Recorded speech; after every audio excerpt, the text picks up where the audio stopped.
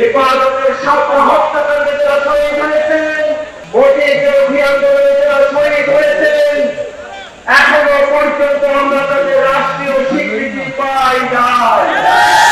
বাংলাদেশের সংবিধিবদ্ধ এবং সাংবিধানিক প্রতিষ্ঠানগুলোতে সাংবিধানিক প্রক্রিয়ায় সমন্বিত স্বতন্ত্র স্বাধীন নিয়োগ সিলেকশন কমিটির মধ্য দিয়ে নিয়োগ সম্পূর্ণ করা হবে।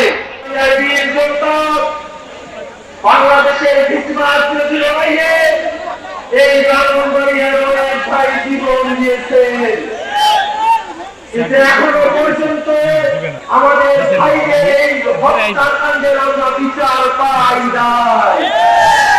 হেফাজতের ছাত্র হত্যাকাণ্ডে যারা শহীদ হয়েছেন, ভোটে বিরোধী আন্দোলনে যারা শহীদ হয়েছেন, এখনো পর্যন্ত আমরা তাদের রাষ্ট্রীয় স্বীকৃতি পাই নাই।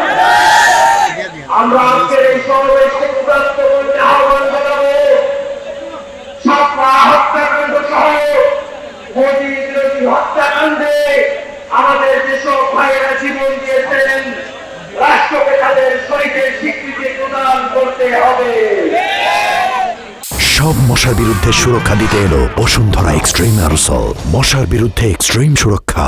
যারা শহীদ হয়েছেন, ওই আওয়ামী লীগের গুন্ডারা যাদেরকে শহীদ করেছে, সেই আওয়ামী লীগের গুন্ডাদেরকে বিচারের আওতায় দাঁড় করাতে হবে।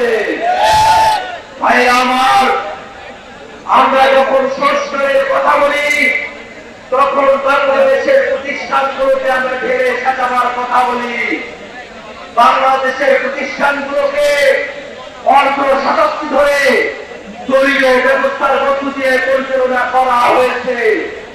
এদেশের নির্বাচন কমিশন, দুর্নীতি দমন কমিশন, সরকারি কর্ম কমিশন, মহা হিসাব নিরীক্ষক, ন্যায়পাল, তথ্য কমিশন, মানবাধিকার কমিশন সহ সাংবিধানিক এবং সংবিধিবদ্ধ প্রতিষ্ঠানগুলোকে দলীয় ভাবে নিয়োগ দিয়ে দলীয় এজেন্ডায় দলীয় সরকার সেগুলোকে তাদের দলের স্বার্থে ব্যবহার করেছে। অতএব আমরা দাবি জানাতে চাই, বাংলাদেশের সংবিধিবদ্ধ এবং সাংবিধানিক প্রতিষ্ঠানগুলোতে নিয়োগ কাঠামোয় পরিবর্তন নিয়ে এসে সমন্বিত নিয়োগ কমিটির মধ্য দিয়ে সিলেকশন কমিশনের মধ্য দিয়ে এই প্রতিষ্ঠানগুলোতে নিয়োগ সম্পূর্ণ করতে হবে। উঠে ওঠে বাংলাদেশের সংবিধিবদ্ধ এবং সাংবিধানিক প্রতিষ্ঠানগুলোতে সাংবিধানিক প্রক্রিয়ায় সমন্বিত স্বতন্ত্র স্বাধীন নিয়োগ সিলেকশন কমিটির মধ্য দিয়ে নিয়োগ সম্পূর্ণ করা হবে। বাংলাদেশের জনগণের আশা আকাঙ্ক্ষার দিকে তাকিয়ে রাজনৈতিক দলগুলো এবং দেশের জনগণের আশা আকাঙ্ক্ষার প্রতি সমর্থন রেখে ঐক্যবদ্ধ কমিশন সিদ্ধান্ত গ্রহণ করবে। ভাইরা আমার, আজকের এই সমাবেশে ব্রাহ্মণবাড়িয়ার আলেম সমাজ, ব্রাহ্মণবাড়িয়ার নারীরা আপনাদের উপস্থিত হয়েছেন, তাদের সকলকে সাধুবাদ জানিয়ে আমি আমার বক্তব্য এখানে শেষ করছি। ইনকিলাব জিন্দাবাদ।